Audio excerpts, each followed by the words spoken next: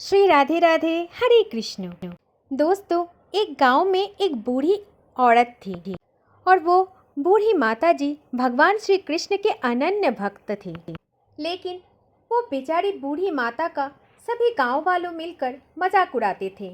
लेकिन क्योंकि उनका जीवन भगवान श्री कृष्ण की भक्ति में डूबा हुआ था, वो बूढ़ी माता जी हमेशा कहती थी कि मेरा जीवन में तो बस कान्हा का माला गूंथना ही मेरा काम है और मैं सिर्फ कान्हा से ही प्रेम करती हूँ।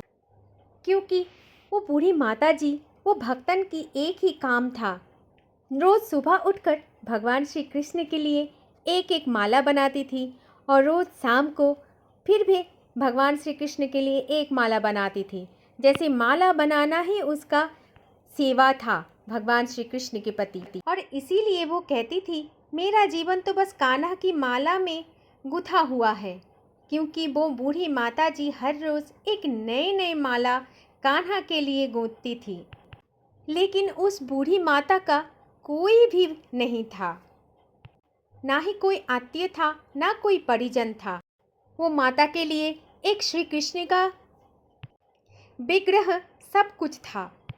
वो वृद्ध माता दिन भर गांव में घर घर में बर्तन मांजती थी, झाड़ू पोछा लगाती थी, भोजन बनाती थी और ये काम करते हुए उनको जो कुछ भी मिलता था उसी से वो संतुष्ट रहती थी। लेकिन उनकी दिनचर्या में एक बात कभी नहीं बदलती थी, जो है कि सुबह और शाम बस फूलों को माला बनाकर कान्हा को पहनाना और फिर दिन भर की काम करते हुए थकावट जब हो जाती है तब शाम के समय कान्हा के साथ बात करना। दोस्तों, वो वृद्ध माता, वृद्ध भक्तन कान्हा के साथ हर रोज शाम को बहुत सारी बातें करती थी और उनका ये सब कुछ देखकर वो गांव वाले सभी उनको पागल बुढ़िया कहकर चिढ़ाती थी। दोस्तों, ये बात तो तय है कि जो भी भगवान श्री कृष्ण की भक्त होते हैं वो अत्यंत आनंद पूर्वक रहते हैं। उनके जीवन में मानो कोई दुख दुर्दशा होता ही नहीं है, क्योंकि कृष्ण सब कुछ संभाल लेता है। लेकिन जो भी उन्हें देखता है सबको लगता है कि वो कृष्ण भक्त में जैसे पागल हो चुकी हैं। दोस्तों, असल में वास्तविक रूप कुछ और होती हैं। जो भगवान की भक्त होते हैं वो उनसे बातें करते हैं, दुनिया के लोग उसे पागल ही समझते हैं, क्योंकि वो जो भगवान उनके साथ बातें करते हैं वो कोई नहीं देख पाता। दोस्तों, भगवान की भक्ति कुछ होता ही अनोखा है।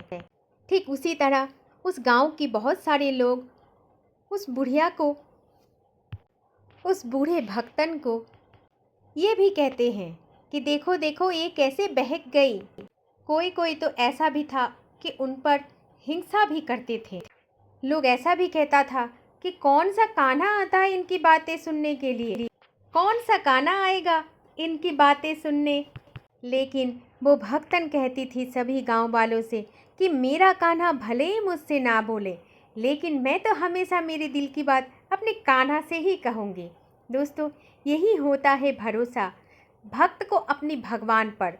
उन्हें हमेशा ये महसूस होता है कि भगवान उनका सुनती है। दोस्तों, इस दुनिया के भीड़ में कोई हमें सुनने वाला नहीं है, बस एकमात्र हमारी इष्ट ही हमें सुनेगा, हमारा कान्हा ही हमें सुनता है। लेकिन दोस्तों, एक दिन कुछ ऐसा हो गया कि भगवान श्री कृष्ण उस बूढ़ी भक्तन के स्वप्न में आ गए और बोला कि माता, कल इस गांव में भयंकर प्रलय आने वाला है, तो तुम इस गांव में मत रहना, इस गांव छोड़कर तुम चले जाओ। और अगले दिन सुबह होते ही बूढ़ी माता ने अपनी गठरी बांधी और कान्हा की मूर्ति को गोद में लिया और बैलगाड़ी में बैठ गई। तभी उन्होंने सभी गांव वालों को भी अपने पास बुलाया और सबको स्वप्न वाली बातें भी बोला, लेकिन कोई भी उनके इस बातों से विश्वास नहीं किया। सब बस हंसने लगे कि बूढ़ी आज बिल्कुल पागल हो गई है, ये कुछ भी बोले जा रही है, कौन सुनेगा इस पागल बुढ़िया की बात। सब हंसने लगे। देखो तो सही, फिर से कोई नया सपना लेकर आ गई।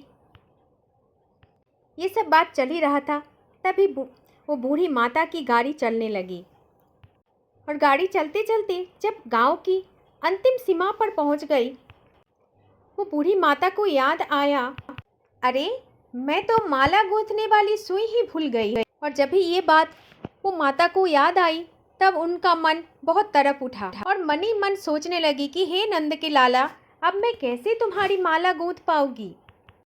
और फिर वो बूढ़ी माता ने गाड़ी को रुकवाया और अपनी कुटिया की ओर भागने लगी। और ये सब कुछ देखकर लोग और भी हंसने लगे और हंसते हंसते लोग ये कह रहे हैं कि देखो तो सही, अब ये कैसे भाग रही हैं, जैसे मानो इसके पीछे कोई सुनामी या बाढ़ आ गया हो। लेकिन वो बूढ़ी माता किसी की बातों का कोई भी परवाह ना करके अपनी कुटिया की तरफ चल पड़ी और कुटिया में जाके वो सुई लेकर आए, जिस सुई से वो निरंतर प्रतिदिन ठाकुर जी के लिए माला बनाती थी। और फिर वो सुई लेकर जैसे ही वो वापस सीमा पर आई और अपने बैलगाड़ी में चढ़ी, तभी अचानक से धरती कांपने लगी और देखते ही देखते पूरा गांव एकदम से जलमग्न हो गया। गांव वालों की कुटिया, पेड़, खेत, सब कुछ जैसे जल समाधि में समा जाता है। ये सब कुछ देखकर वो गाड़ी वाला स्तब्ध हो जाता है और आंखों से अश्रुधारा बहने लगती है। और फिर ये सब कुछ देखकर वो गाड़ी वाला उस बूढ़ी माता की चरण पकड़ लेते हैं और कहते हैं कि माता, तुम सच में पागल नहीं हो, तुम तो भगवान के अनन्य भक्त हो।